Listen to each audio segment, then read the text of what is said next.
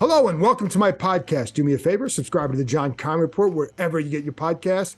You're watching on YouTube, you know the deal. Hit that like button, hit that subscribe button. Always helps us out, always much appreciated. You can find us on YouTube as part of Ampire Media. That's AMPIRE. Again, it's always appreciated. Today, I'm joined by the Team 980's Kevin Sheehan. Also has the Kevin Sheehan podcast that you should check out. We discuss two topics: the offensive coordinator search. We'll go over a lot of the issues or questions or pros and cons of hiring several of these guys who have interviewed. Then we also talk about the ownership situation, trying to make sense of what's going on, what could happen, what might happen, when it might happen, will it happen, all that stuff. So stay tuned for that. I'm going to get to there in 1 minute. And we do talk about some of the updated interview process. They talked to Greg Roman on Tuesday. As of this taping, they're still trying to line up the interview with Eric Bieniemy. But one thing that helps Washington is that Baltimore is out. They hired Todd Monken as their offensive coordinator, so that certainly gives them an advantage if they're trying to get Bieniemy, because I don't know what his other options are going to be. So stay tuned for that. And by the time you hear this, we probably will already know when that interview will take place. There's a good chance that this whole process could be wrapped up by the end of this week. And we all do a lot of this for that. And I did the sign of the cross because I think kind of like to just know who they are instead of speculating on who it might be. Let's speculate finally about who this person is and what they might do here and how it impacts the offense and several of the players involved.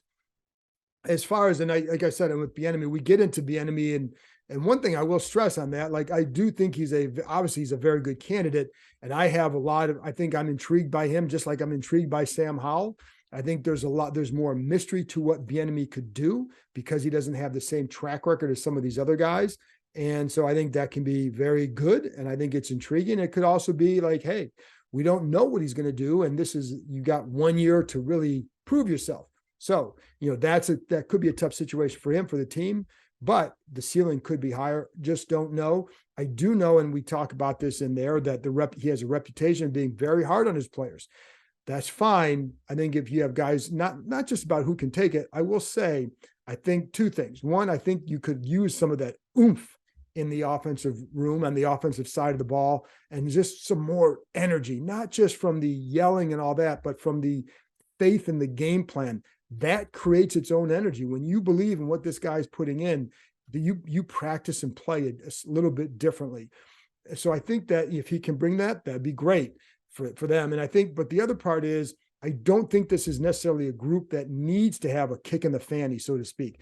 You have a lot of really good pros on that side of the ball. The biggest issue with this offense has been a couple of things. You need to get consistent play from the quarterback position, and you need a better offensive line. And I think they're going to address the line, and we'll see what Howell does to see if he can be that kind of guy. And as someone else over with the team told me the other day, listen, whoever comes in really has to do is be better with the red zone offense, because that was the number one issue that this team had last season. So a lot of the things that they can improve with the line, with the quarterback play, et cetera, can lead to better red zone success. And there you go. So for some reason, I just want to tell you all that. That's all I really have as far as the offensive coordinator stuff goes. And so let's get to my conversation with the Team 980's Kevin Sheehan. Kevin, I wanted to talk about a couple of things that I think, one thing we have a good idea on, and one thing I don't think we have a great handle on, which is the ownership situation. Get to that in a minute. You had an interesting interview with Josh Kosman, right? Is that how you pronounce it? From the New York Post the other day on your podcast. If you haven't listened to it, go listen to it. I think that was on, was that last week that you talked to him? Friday. Yeah, Friday. Okay. So it was the 10th, I think it was. So yeah, go back and listen to it, because I thought he was pretty insightful about this whole situation. But let's start with the offensive coordinator and stay on the field for right now. So as we record this, the Ravens have hired Todd Monken to be their OC. That means if they want Eric Bieniemy here, then I don't know what his choices will be. But how do you assess like what the coaches that they've been interviewing for that position? And again, today they were talking to Greg Roman. How do you assess this search so far? You know what I was thinking about, John? Imagine he comes here after the parade, interviews, and doesn't get offered the job. I mean, I'm talking about for Eric Bieniemy. Yeah, And this yeah, is a guy who has had more interviews than anybody in the last 4 to 5 years and has not yet gotten an offer. right, And now, he's been reduced to looking for offensive coordinator jobs, lateral moves. Now, for him, it may make sense because he'll be given the reins of an offense right. and he'll be out from underneath the shadow of Andy Reid. But what if he comes here and doesn't get the gig? Because I do think that it's really, I mean, you have to ask yourself, there are red flags around Eric Bieniemy. There Right. just are, Hmm. because and it's not all race related or black head coach. A lot of the places he's interviewed, eventually those teams hired black head coaches. Something's not right there, and I don't know if it's that, well, he never really had the responsibility under Andy Reid, or he doesn't interview well, or some of the other things. But if he comes here and doesn't get offered the job, by the way, he's not under contract in Kansas City Correct. anymore. Right. And Matt Nagy's on that staff. Correct. And I think he's going to get elevated to OC. Correct. And Andy Reid was talking him up in such a big way after the Super Bowl. Like, he really wants Bieniemy to get a gig. I'm sure it's heartfelt. I understand that. But what if he doesn't get a gig? Does Kansas City hire him back? I don't know. I don't know. The And whole I think thing's interesting. right. So, I mean, yeah. he may be one of these guys that just doesn't interview well, but if you give him the gig, he's going to prove how great he is. And we don't know. Right. We don't know. Right. But and I do. Yeah. yeah, Go ahead. I was going to say, I thought your report about Roman was interesting because right from the moment we heard the soliloquy from Mayhew and Rivera about 2-to-1, run to pass ratio. And this is our philosophy. This is who we've always been. This is who we want to be. Yeah, except that, you drafted a wide receiver and you tried to trade for Matt Stafford and Russell Wilson, and desperation called for a trade for Carson Wentz, whatever. I said that day, you know what? If this is who you really want to be, go hire Greg Roman, draft Anthony Richardson, and turn yourself into the Baltimore Ravens, except with more talent at wide receiver. Go do that. If that's really what you want to be, go do that. The Roman thing's interesting. Why do you think he hadn't interviewed or been hired? Was he just waiting for a head coaching position that now doesn't exist? Right. I think he was waiting to see where things would go, because I know they reached out to him early on after he was free, just to inquire like the possibility of it. And I think some of it was just not sure of the interest at that time, certainly circled back and now had the interest because they actually are talking to him. And, he also has experience with young quarterbacks. He worked with Kaepernick out in San Francisco. Right. I think that matters to them. And I would be curious to see with the Bieniemy thing, because the interview stuff is something I've always heard. We also know, like, Logan Paulson talked about this because he was at UCLA when Bieniemy was a coach there, and other guys have talked about this, how hard he is as a coach on players. And when you're dealing with adults, they don't always want to be treated a certain way. And people can say, well, you're in the NFL, suck it up, whatever. But in the NFL, these guys want to be treated, like you're an adult. And so that it can be different for some players. Is that part of the issue? I don't, I'll be honest, Kevin, that may be something they need on this offense. And so but I do wonder with that. I also think that Shurmur is going to be very interesting here, because if they decided not to go with Bieniemy and not Roman, then I think Shurmur would be the guy that I just handicapping it. You think more so than Zampese? Yes. Yeah, I do. Because I think a lot of what they look at with Shurmur would be, when he was in Minnesota, he followed a Norv Turner offense. So he's had that transition already, understanding how to take one offense and apply it over here. Good point. He's worked, I think the Case Keenum year in Minnesota factors into this discussion. And as far as like, if they went in that direction, I think that's something you'll hear, like the success he had there. He had some success with Nick Foles. I think Foles' best season, the 27-2, was with Shurmur. So like, I think that, that could be why they go in that direction if Bieniemy doesn't work out. I think there's a definite, certainly more than an intrigue with Bieniemy because of the offense he was in and the Andy Reid connection.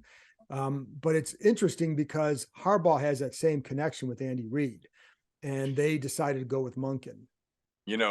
Two things. One, you mentioned Case Keenum. He was here.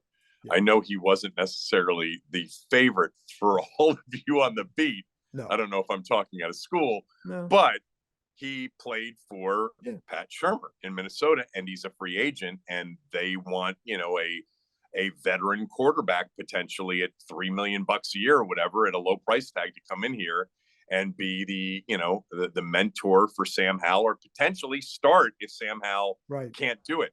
The other thing I was thinking about too today is that, I don't know what the relationship is with Alex Smith anymore with anybody in the organization, but Alex Smith would be a great guy to talk to about Eric Bieniemy and Greg Roman. Right.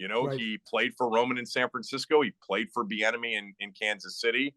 They have plenty of people they can talk to, but this staff in particular had a quarterback that played for both of those guys.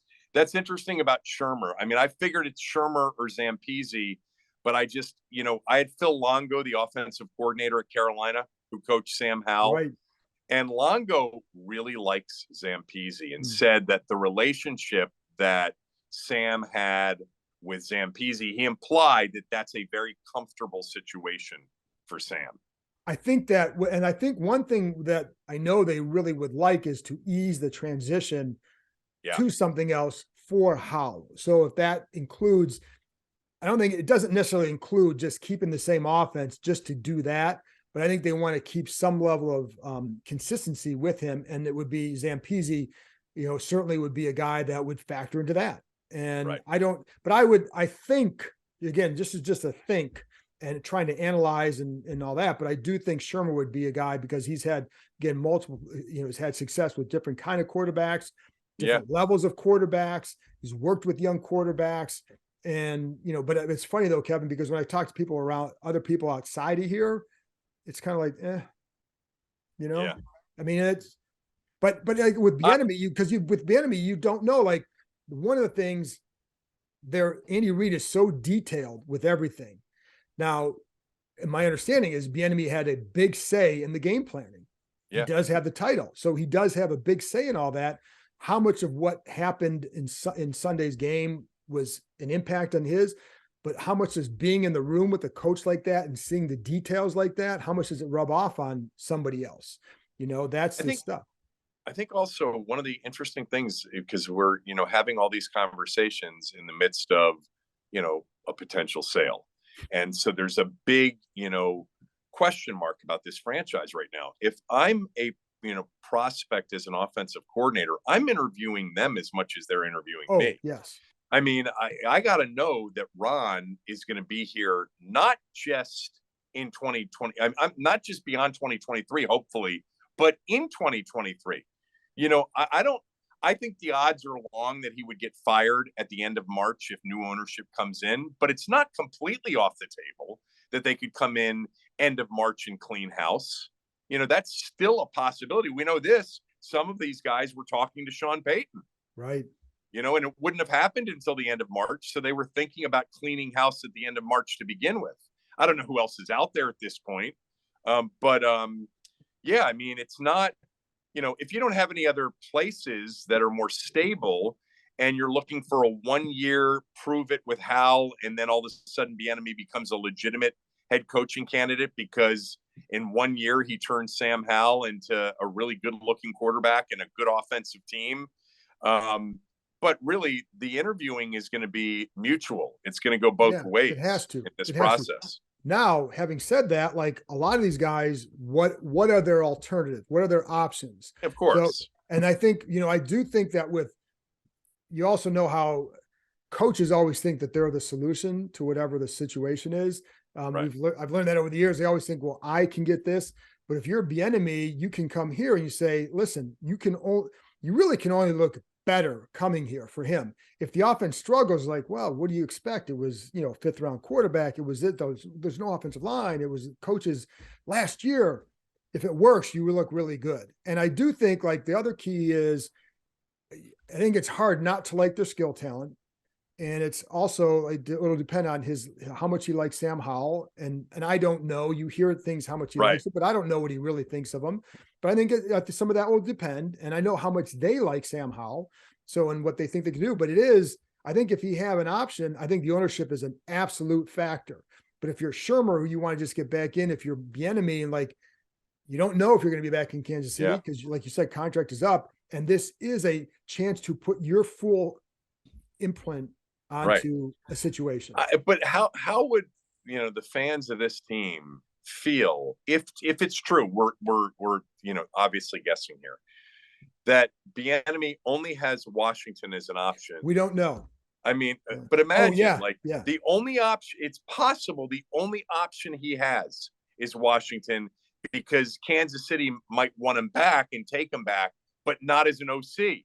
Yeah, that's I don't know that, but he's not under contract, and it looks like Andy Reid is really pushing him to get that opportunity, and maybe it's self-serving too from his standpoint.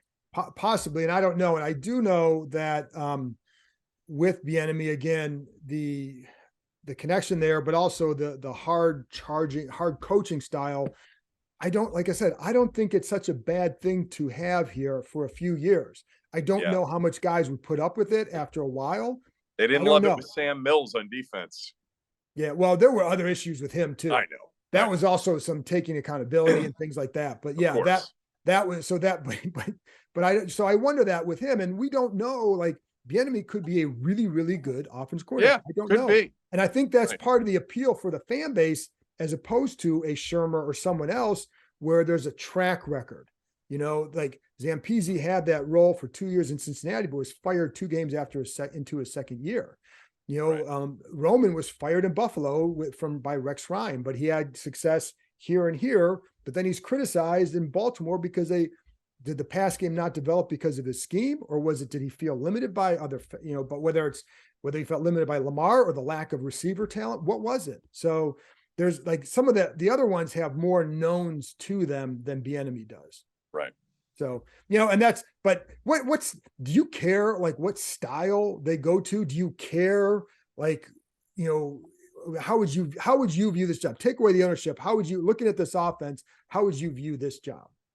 Well, I mean, you don't have a quarterback right now. I mean, you might have a quarterback, but nobody knows about Sam Howell. I mean, I don't think they know. They weren't going to play him in the season finale against the Cowboys. But they didn't want to start him. They were going to play him. Yeah, they were going to play him, but they weren't going to start him. Not going to start him. It was the most obvious opportunity in a preseason format to say, we love this guy, because they've talked about him recently as if they've loved him all year. And they should have been itching to give him that opportunity to start a game, but they weren't. But whatever. We don't know what we have in Sam Howell. And so the most important thing is, what do you have at quarterback? And then, depending on what kind of quarterback you have, you sort of build a system around that, and have a coordinator that can take the talent he has and have the ability to adapt. I mean, that's what the greatest run in the history of this franchise was, a head coach that adapted to the talent that he had on his roster. And every year it was something different, Yeah. But I how much do I care? I think that for the most part, John, this group's got to go now. Like, I've kind of come to that conclusion that this group in the group to find the quarterback, to coach the quarterback, to win enough games, to compete with the teams in their division, the teams in their conference. Last year was disappointing. Some of this offseason's been a little bit annoying. I think, this time next year, you and I are going to be sitting here having a conversation about a whole new staff and a whole new group of people in the organization under a new owner. So whatever happens in 23, I think it's going to be very interim, because I don't see them changing a lot of minds with what they have now, with a 13-4 season and a deep run into the postseason. That doesn't seem very likely. Right. And that's what I say. It's going to take, and we don't know, again, it depends on who the owner is, but a new owner always brings their own people in. And when you do that, you're going to look at everything as like, is it going the right direction? This is year 4. So you better, and again, off the top of your head, and it's hard to know without knowing who the owner is, what would it take to say, oh, okay, this is going all right, let's just stay the course? What I just described, 12, 13 wins and a couple of playoff wins. I mean, when Dan bought the team, he got rid of Charlie and brought in Vinny, kept Norv. Norv won the division in 99. They won a playoff game. It's the closest to the NFC Championship we've been since Snyder took over. There was a 14-13 divisional loss at Tampa Bay with the Turk brothers, with the snap and the whole thing on the last attempt by Conway, right? Yeah. And he kept Norv for 2000. Fired him at the end of that year, but he came back with Norv. So Norv did enough in that first year for the new owner to say, let me get you an all-star lineup, Deion Sanders, Bruce Smith, etc., Jeff George, and let's run it back. So, he's got to win. They got to be in the playoffs. They got to win a game or two I would think. If not, they're going to clean house. I would think. And it's the fourth year. It's not the second year of his tenure. And that's why it's interesting going with Howell as opposed to the quarterback, because you don't know. But I think the idea certainly is, are you better off with Howell or a guy like Derek Carr? Or if you get Carr, you can't build up your line as much. You can't spend over here. They're not Howell, you can. Carr. And Carr's they're not going after him. Yeah, no. Yeah.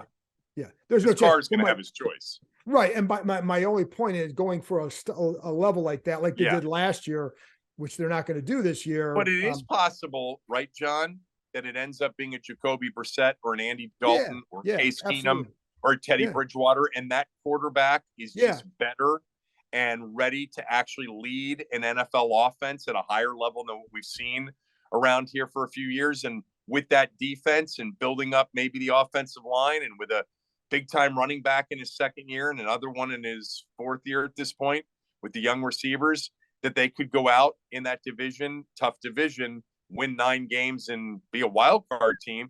Ron could be looking at it from that standpoint. Maybe the biggest acquisition they make is that veteran quarterback at $3 to $4 million a year. If they don't completely buy into Sam Howell as much as they've been saying, maybe Sam's the guy, but I would bet that they have reservations too as to whether or not he's completely the answer. Like they're not 100% bought in yet. Well, and I think that's why they want to get a veteran quarterback and say that he has to earn the job. But I also know, like, even before the draft last year, and I've said this on here a few times, but even before the draft last year, I heard how much some people over there liked him. And so, like, I know their like of him was legit. But there's a difference between really liking a guy and saying he's ready to now go lead a playoff team. And we don't know. I think that's why they're going to have to bring in a veteran quarterback, not to a Derek Carr level, but to the guys you said. And Taylor Heineke would be in that mix because he's in that kind of that ballpark. He also played for Shermer. You have Nick Foles, who has played for, I think, Shermer and Bieniemy.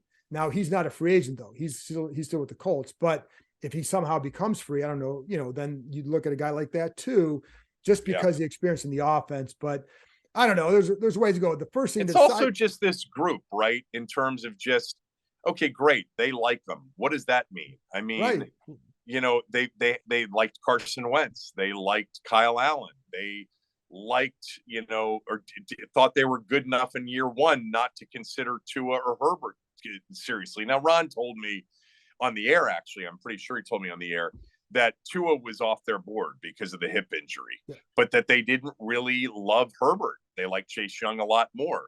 So they haven't been real good at the quarterback, identification, and selection to begin with. So they may like Howell, but the rest of the league passed until the 5th round on Howell. And there were a lot of teams that needed quarterbacks. Right.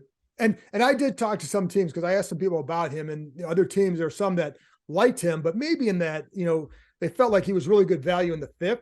But you're right. Like, some of them took other quarterbacks early in the draft, that teams that I talked to. So, but I do know that they like him. I'm intrigued by him. I don't know about you. I am too. Yeah, I am too. I'm definitely, but you can't, the one thing, and it's funny because, and I've told some people this, the one thing this fan base should know after 3 decades of looking for that position, it's not solved until it is. And so like, we don't know. We thought Robert was going to be here for 10 years playing at a high level, and he wasn't. We thought, this guy might, that guy might.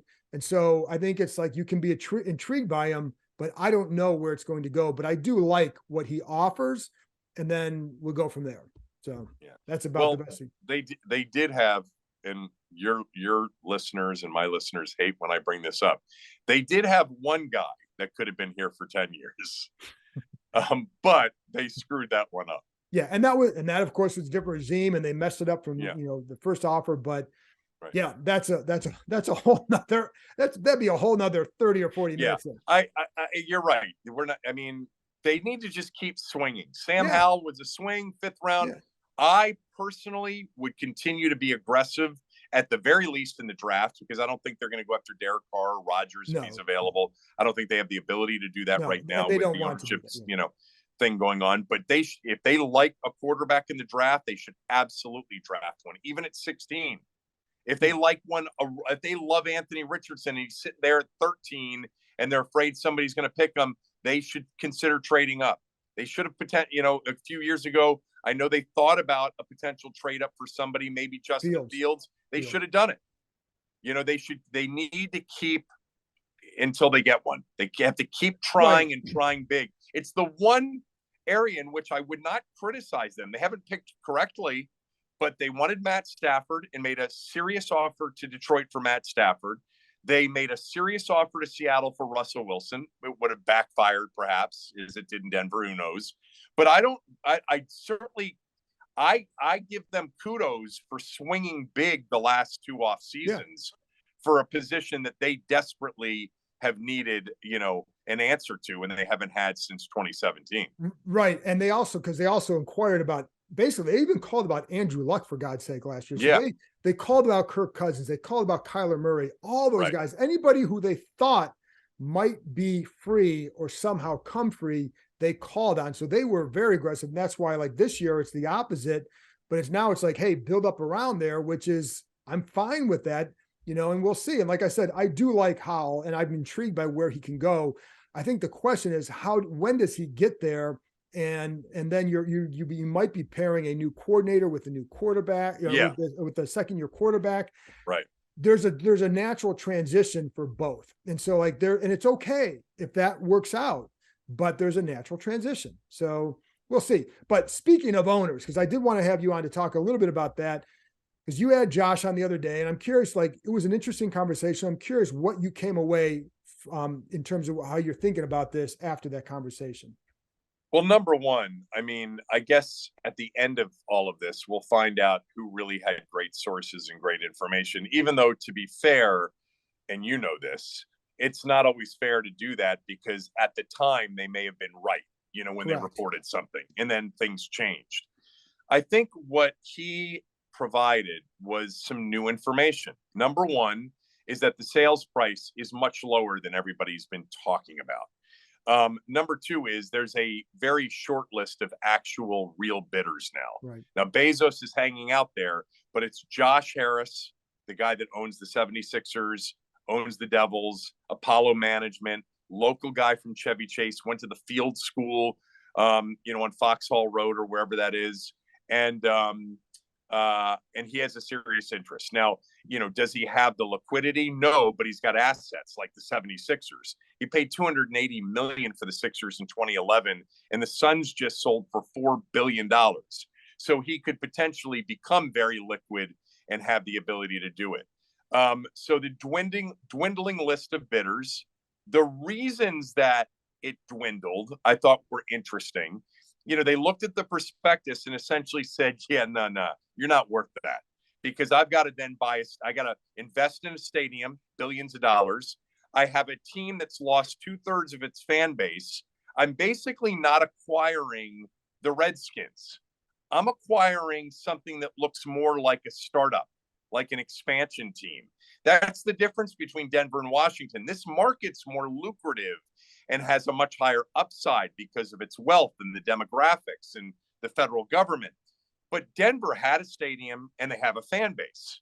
Washington has the lowest season ticket base in the league by miles, lowest percentage of capacity sold, some of the lowest local television ratings of any NFL team, and a profit margin that has shrunk by 26% over the last 5 years. So these guys are looking at it saying, yeah, I mean, I'm interested, but you're not worth much more than Denver's worth, and I think that was a surprise to me. Now, if Bezos comes in and says, I'll give you $6 billion, maybe he takes it. I do think he's going to sell the team, John. I think you feel the same thing because he kind of has to. And I think there are a lot of reasons financially. He's got debt. He's got a stadium that he can't afford. There are personal reasons. I think the family, really wants him to move on. And clearly every owner in the league is saying, this market's not viable with you in it. You got to go. You have to sell the team. So, I think you're right.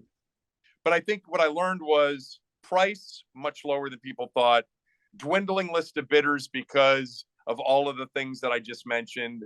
And that Bezos he said the owners would love to have Bezos. The question is, would Dan sell to Bezos? Right. Because, he blames the Post. They blamed the Post, at least somewhat for the predicament that they're in. And I just wonder with the Bezos factor, because the other factor for Bezos is Seattle. And if he wants to wait and buy Seattle, right, you have your stadium. And it's funny because I was talking to somebody, you have your fan base. Right. But I was talking to somebody about the stadium aspect, somebody who knows this stuff very well, analyzes it, blah, blah, blah. And I asked him about the stadium factor. He's like, it can work pro and con, because it can work like, hey, you don't have to pay for it, but if you can buy it, now you can make it your own and you can build it the way you want. You can create what you want. And if they can create their little city with the stadium and all that, then you get the benefits of that. So, right, and so but I think with Bezos, the feeling was, first of all, would he do it? I don't know that anybody really knows for sure. But what I also know is his side hasn't come out and said he's not interested. So that keeps it alive. But would he wait till the end and say, okay, you want to get $6 billion? Here it is. Nobody else is going there. I just went there. Would that get it done? And I think the other thing, Kevin, that I know people are afraid of is, what if he doesn't sell or only wants to sell a limited partnership? That, do you have concerns about that? I mean, I like we said on the quarterback, we're not going to know until right. I'm not going to believe it until they're at closing and the money clears. It's wired into the account of the Snyders and it's official. I feel strongly that he is, because there's so many reasons to think that he is, right, including, by the way, their behavior towards the end of the year, him not showing up for games, not showing up for Sonny's retirement jersey ceremony, all of that. The UK filing about usual residents, that whole thing. But people internally still expect them to sell. Yeah, but you and I both hear so many different things from so many different people. I think, he's definitely proven to be very impulsive. He doesn't want to look like a chump when he sells the team if it sells for a lot less than people thought. That worries me a little bit. It also continues to concern me that all of these things are hanging out there and we don't know what they'll produce. The Mary Jo White investigation, all of these lawsuits, these criminal things. My position from the jump has been, put all those things on hold until he sold the team. Then all that stuff, whatever is in there, can come out. But don't anger him and back him into a corner. He felt almost exonerated by the House Oversight and Reform Committee's final conclusion. It's possible he could feel vindicated by the Mary Jo White investigation. It's possible. Don't know. So you don't know. So I think there's still a very high probability he's going to sell. But, we've known about, sort of the pettiness, the impulsiveness, and the unpredictability. That's the hard part with him. So I got three things on that. One thing that somebody else pointed out to me the other day is, you don't know what he's always thinking, because and he can keep things quiet. When he went out and got Gibbs, nobody knew. Right. When he went and got Rivera, nobody knew until the end that he was really the target, and it was really the only target. And I know Rivera, if I remember right, they flew him to the Bahamas to meet to keep people off the trail. So he's very good at that. Then the other part is the ego aspect. And that's true for Snyder and it's true for Bezos, because will Bezos put in a bid if he doesn't think he's got a chance at it? Because neither side wants to look like they lost something. So like that's something that I wonder about a little bit too. And the Mary Jo White thing hangs over. And then the last thing is, again, I brought up the limited partnership sale. Like if he owned 51% and other people owed 49, but I ran that by someone like, don't forget, like the owners then would have to approve Exactly those partners. That's where you say, that's where they could take control. And I do think it's like you said, with the don't rile him up. I think that's the tack that the other owners seem to be taking publicly. Yes. Like, don't rile him up. Let him go. Yeah. Just don't piss him off. That's why I think they're kind of sitting a little bit on this Mary Jo White investigation, and it's like, let's not, create headlines around him in a negative way or in a way that makes him feel somehow like less of an awful person in his own eyes. Right. And so, and let's just, let's hope he does what Jerry Richardson does. He voluntarily sells the team. I think the other, the other possibility that people have talked about that I also think that the new owner needs to be careful with is taking a controlling stake, but not a 100% equity stake. So purchasing, let's just call it 70% of the team at a $6 billion valuation. So they're going to pay $4.2 billion, and Snyder keeps 30% of it in a trust because there's a tax benefit to do that for his, in his kids' names, knowing that the value of these franchise, they keep going up. So that 30% is going to be worth a lot more down the road. But and by the way, for the new prospective owner, they'd have more, sort of dry powder to build the stadium with, because they're not out of pocket $6 billion, but it's for, closer to $4 billion. And by the way, they're allowed to borrow up to $1 billion from the league for this thing. But I don't think that Snyder being involved as a minority shareholder is a good thing. I think that the perception of it wouldn't be great. And the new owner is going to have to understand that a complete separation, that him involved in any way, shape, or form, is a real non-starter for most people. Yeah, I would agree with that. I think the other part is, what if you keep him as a limited partner and then they put out this investigation report? Yeah. It's not good. You don't want that attached to you. I think you're right. You need a clean break. Last topic here, then, if they get that clean break, what happens to this fan base? Is this, because one thing is this a sleeping giant of a fan base again? I mean, how much will that awaken everybody, do you think? You and I have talked about this before, off the air. Yeah. And I think we're in agreement on this. 5 years ago, all that needed to happen was Snyder needed to be gone. 3 years ago, all that needed to happen, Snyder's gone and everybody's coming back. But a lot's changed over the last 3 years. It's still the single biggest problem for the organization. You and I both talk to people. If the number one pushback from everybody, season tickets, sponsorships, everybody, I'm not in as long as he owns the team. It's still number one. But we have the other issue, which is in the last couple of years, especially in the last year, it feels like it's different now. It feels for a lot of people of a certain age that it's not their team anymore, with or without Snyder. It feels like an expansion team landed in the city last February, 2022. New name, new branding. That's the other thing. The new owner, as I mentioned, isn't buying the Redskins. He's buying a new thing altogether. He's buying an NFL team in a very desirable market, but he's not buying an 83-year-old brand with a built-in passionate customer base, or one that'll jump back in mass. I still think Snyder going is the number one, floodgate opener to people coming back.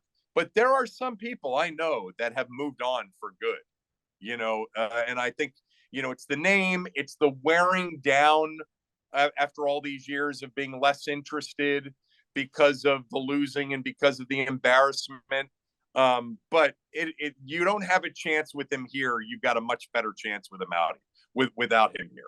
Right. And Kevin, I appreciate your time. And my last thing is, I do think it ends up selling. And I also think that a lot of fans would come back. And I think what they have to do is give them a reason to come back. Then it becomes what anybody would want to see is it's about the product in the field that brings you back, and not all the other stuff that's been going on over the years. If you do that, test out their belief that they wouldn't come back, because now you're giving a reason, like you're making it harder for them to stay away if you actually win. So Kevin, I appreciate good product, downtown stadium, pull this 1 year branding, start anew, and you got yourself a really good chance in a great market. There you go. I agree with it, Kevin. You can check him out on ESPN, or not ESPN 90, just on 980, and also check out his podcast. Kevin, thanks a lot for coming on. John, my pleasure always.